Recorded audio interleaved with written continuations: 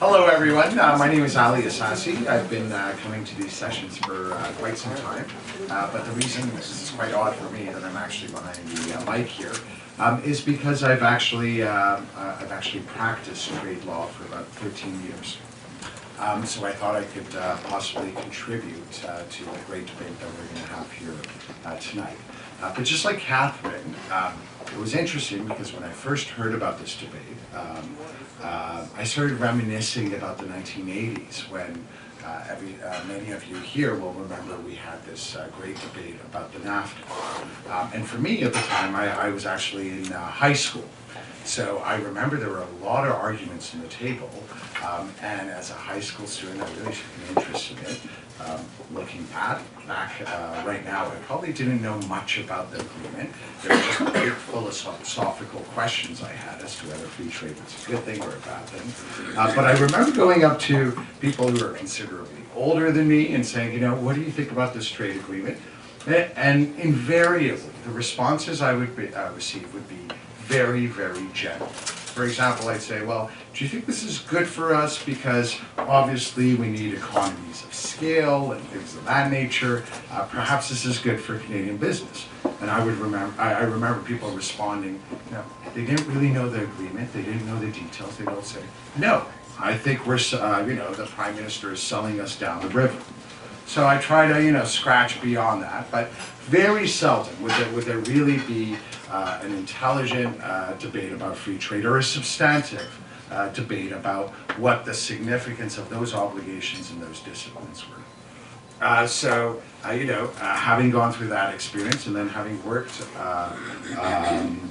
in the area of trade law for many years, whether it was in the private sector working at some of the Canadian law firms that specialize in international trade, or whether it was subsequently when I worked at the Department of Foreign Affairs, and all these issues would come up again, or after that when I headed down to Washington, D.C. to do trade law at one of the big firms there, that really rounds out your experience as to all the claims that are out there.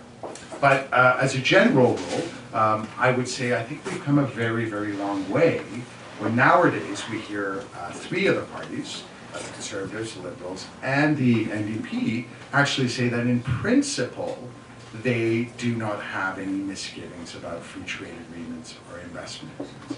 That demonstrates we've really, really come a long way as a country. One of the problems, and I fully concede this is a problem, is that insofar as the CETA negotiations are concerned, there has been very little transparency. So no one could reasonably say whether our negotiators did a good deal or a bad deal when you don't really have the opportunity to get into the details. All these trade agreements, you will remember the NAFTA agreement, thousands and thousands of pages of a legal agreement. In reality, if you really do want to pass judgment as to whether our negotiators did a good job or a bad job, you have to get into the nitty-gritty of it. The devil is always in the details of these agreements. That's what determines whether we did a good job or a bad job. So in all fairness, I completely agree. It's difficult to pass judgment at this point. That having been said, as a preface, I think as a country, there's several things we should bear in mind. First of all, as Canadians, and we're a country that is heavily dependent on trade. For example, 1 in 5 jobs actually relies on exports. So it's absolutely critical that we do actually secure markets abroad to maintain our prosperity here in the country. So that having been said, and knowing full well that 37% of our GDP depends on exports, the question is, do we prefer a rules-based system? And a rules-based system would be these types of agreements, whether it's with the EU, whether it's with the US, or as Catherine was pointing out, on a multilateral level. At the WTO and other regional agreements. I think as a country, which is a middle-sized country, I think philosophically we have to agree that a rules-based system is much better. Because if we're going up against the US or we're going up against the Europeans, obviously rules mean something. and they do provide us with some protection. So I think that's something that we should bear in mind. Sure, it could very well be that this CETA agreement, there are certain aspects of it that certain industries will not like. But on the philosophical, at the macro level, I think Canada has no option but to subscribe to the rules-based system. The other thing we have to bear in mind is when we were entering into NAFTA, some of the criticism that was coming our way was that, well, this is an agreement between two developed countries and a less developed country. So, at that point, one of the compelling arguments was that we could see a race to the bottom in terms of our environmental standards or in terms of our labor standards. The argument back then was that if Canada enters an agreement into this, it will have a chilling effect on our ability to actually regulate in various sectors, whether it was the environment or labor, because people were saying Canada has no option but to lower these standards because we have to now compete with the Mexicans. I think it would be fair to say that has not been the case. These trade agreements, obviously, there are trade negotiations that go on, and trade negotiators are quite adept at figuring out the complexities and ensuring that governments, as a general rule, do maintain their police powers or their ability to introduce environmental standards and things of that nature.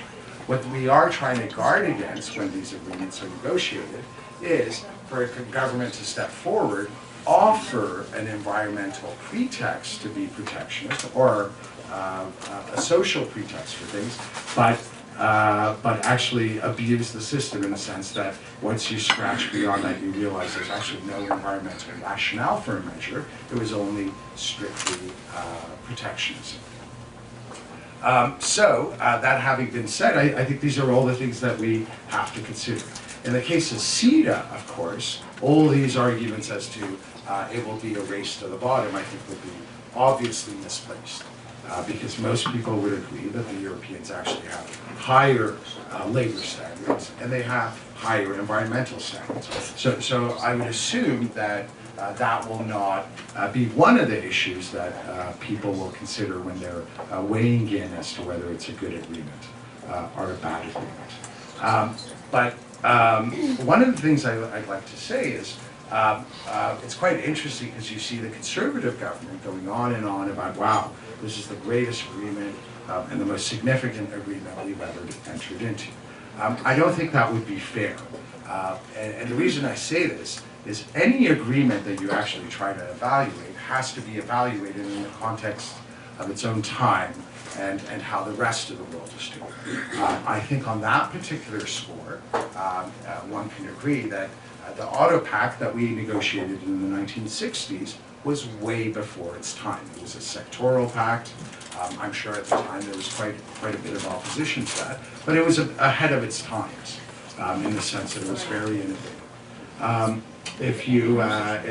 I'm sure people will disagree on that particular issue. Or if you look at the NAFTA, you can agree with it or disagree with it, but that was truly a pioneering effort in the sense that multilateral trade negotiations were going absolutely nowhere.